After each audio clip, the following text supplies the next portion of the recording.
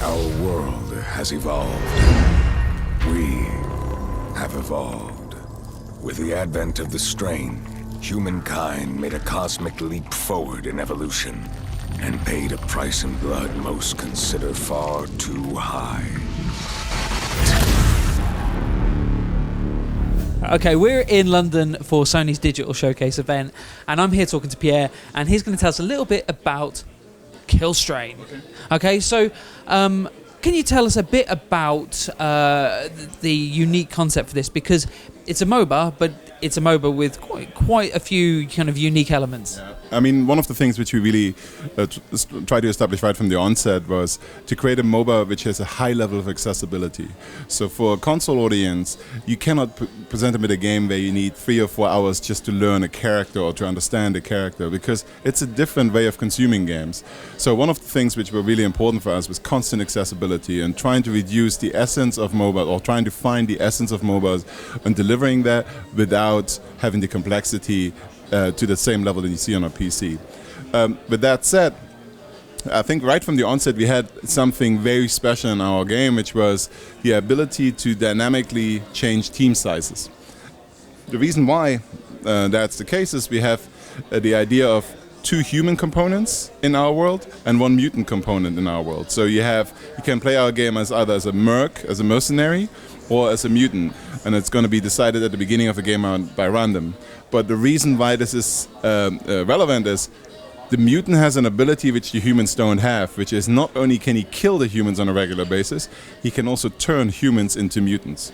So if you start as an example as a mercenary and you play unfortunately bad, you have a chance to get killed by a mutant more frequently, and at a certain point he can turn you into a mutant, which is actually not the end of your experience, because now you start to open yourself up to a whole new gameplay experience because you play as a mutant. That's one of the, I think, the really rich pieces for our game, really unique pieces of our game. Okay, so we had a go at it earlier, and we weren't the most effective mutant, I have to say, but we were a mutant. And the gameplay for the mutants is very, very different, and it revolves around the strain from the title, the titular strain. Can you tell us a bit about how that dynamic works? Because that certainly does change the whole dynamic of the game, kind of beyond what you would expect from a MOBA. Yeah, our design team made that decision very early. We had this notion of, we call it the shark out of water fear. We want the human constantly to be fearful to be anywhere near the strain. For a very simple premise, whilst the mutant is inside the strain, he is invisible to the humans.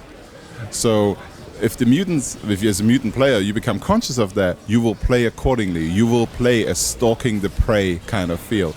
You will try to find the weakest animal which you can attack, in that case the mercs, and try to attack them, and then retreat back into the strain.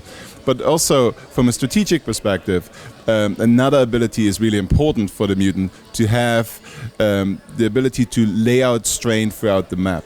So when you started to play as a mutant, I told you create these super highways. The reason for this is you will actually travel at a higher speed whilst you're in the strain. Whenever the mutant comes out of the strain, he will get a speed penalty, a movement penalty. So that is something which really has to factor into the way you play the mutants. So you stalk your prey while you're inside the strain because you're invisible. Then you attack your prey. And if you get hurt, you can retreat into the strain because the strain also heals you. So you've got the 2 mercenary factions kind of battling it out, and playing as the mutant, I felt like I was trying to last hit the mercs as they were scrapping it out. How are you kind of building that kind of different dynamic between the way that the mercs fight each other and then the way that they have to kind of, it's almost like they almost have to kind of almost at times kind of team up against the mutants. It's like the enemy of my enemy type dynamic. So I think this was quintessentially for us something which excited the team and the design team right from the beginning. The notion of, I call it morally questionable kind of gameplay dynamics. To give you an example, we had a fight team blue player versus against the gold player, and they're really at a point and trying to fight each other hard. All of a sudden, the mutant turns up, and they understand if they don't team up to destroy the mutant will pick up one or the other of them. And that's the normal reaction. So now I put another layer on top of that. That game is about score. So imagine you realize if the yellow player who is above you in the scoreboard gets killed, and you killed him and the mutant, you will now jump him, leapfrog him in the table. So what you do is you wait, let the mutant attack the yellow guy until he's nearly dead, kill the yellow guy, then kill the mutant and leapfrog. That's what I mean with morally questionable. But I think that's just one side effect.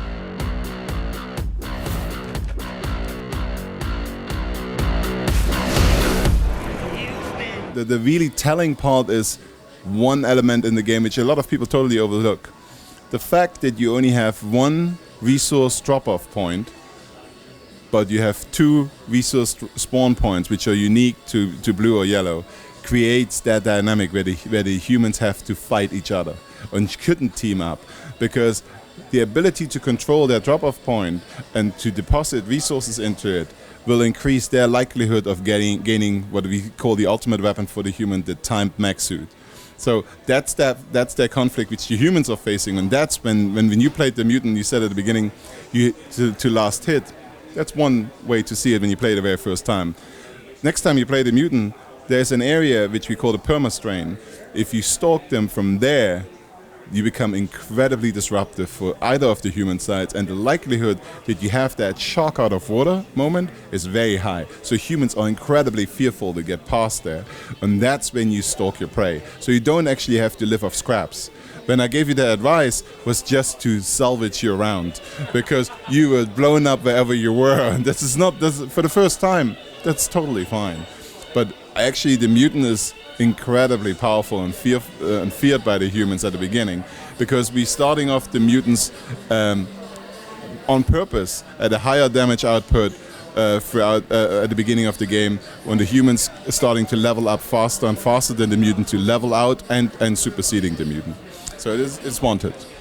Okay, so tell us a little bit about the leveling system and the kind of the RPG element, because you've got potentially you could kind of level up quite a way as a mercenary, then get grabbed, and then you're a mutant. How does that kind of in-game progression work out? That's an excellent question. In the more advanced stages, when you play the game more often, and especially when you play as a mutant, what we've seen is mutants are ganging up on very high-leveled humans, because what they do is they're gaining immediately a companion on their side which is very potent and very high-level. So you level up by participating in the core gameplay behaviors which we want you to participate, such as depositing resources, killing obviously other humans, defending objectives. All of those pieces help you to level up faster. So the more active you are, the greater is a chance to level up. And then also ultimately it has a small little percentage of how much soft currency you will get at the end of the round, and on how much XP, which in turn then starts to translate into leveling up your account level, which is important too. Okay, so there are a lot of progression elements, loadout tweaks and changes that can be made. Can you talk us through the different classes and how you can kind of tweak your own kind of profile and within the game, and kind of by the options that you pick before you even start? Yeah, I mean, we have the traditional classes like tanks and assassins, but also we have a class which is unique to our game, which is the engineer. That's the guy with the swords hero with the turrets. The key really to this is we're trying to touch all the different flavors of gamers we have. But then specifically to the loadout, we have the concept of two pieces. One of them is the masteries, which we see as enhancement to your core abilities. And then the augments, which we trying to be beneficial to your gameplay choices. So I'll give you an example. Your mutant, the mutant which you played had Bull Rush. If you use that Bull Rush a lot, we can put you a mastery on it which really enhances this ability. But then if you are a player who doesn't kill a lot but creates a lot of setups for other players to kill, you can supplement this with an augment which will reward you in turn for your ability of creating assists. So the distinction is, masteries support your abilities, augments help you to benefit from your playstyle. And that creates a really interesting package because you can actually fine-tune. We have right now in the game, over 250 augments. We will get easily over 500, by the end of this year. Where on the masteries, we're trying to experiment with a couple of ideas which we're playing around, but we will launch with a current set and then maybe have additional layers added to it. But all of this is trying to keep it fairly straightforward in terms of you have 2 of each kind on the masteries which you can add to your game, to your character, and augments, you have 4 augment slots and 3 mastery slots. So we're trying to keep it relatively simple. I remember me playing the first time League of Legends, and my main character is Thresh. I spent 3 days learning via YouTube how to play it and what the best builds are. That's an investment which is warranted for a PC game. I will never hold a player on console for 3 days just to develop and understand a character. So we're trying to simplify it quite a bit.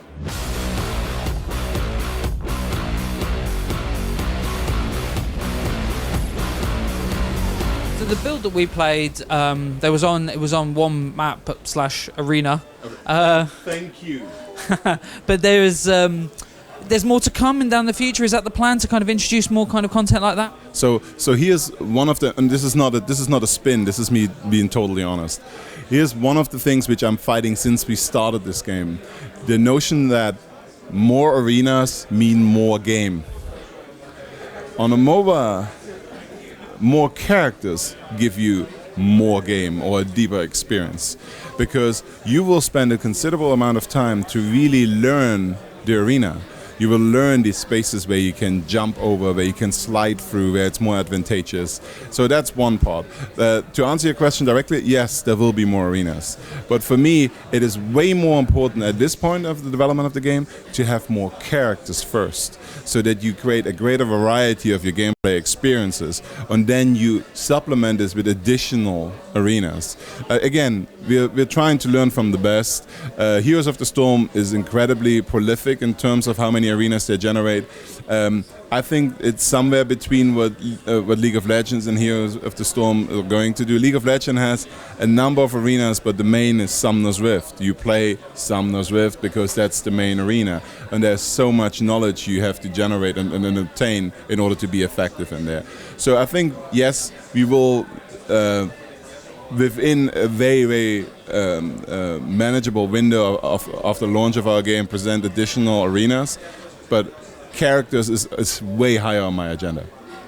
Okay, so the build that we played seemed quite polished. Thank you. So I'm going to assume that people are going to, in general, are going to be able to get their hands on the game fairly soon. Would that be fair to say?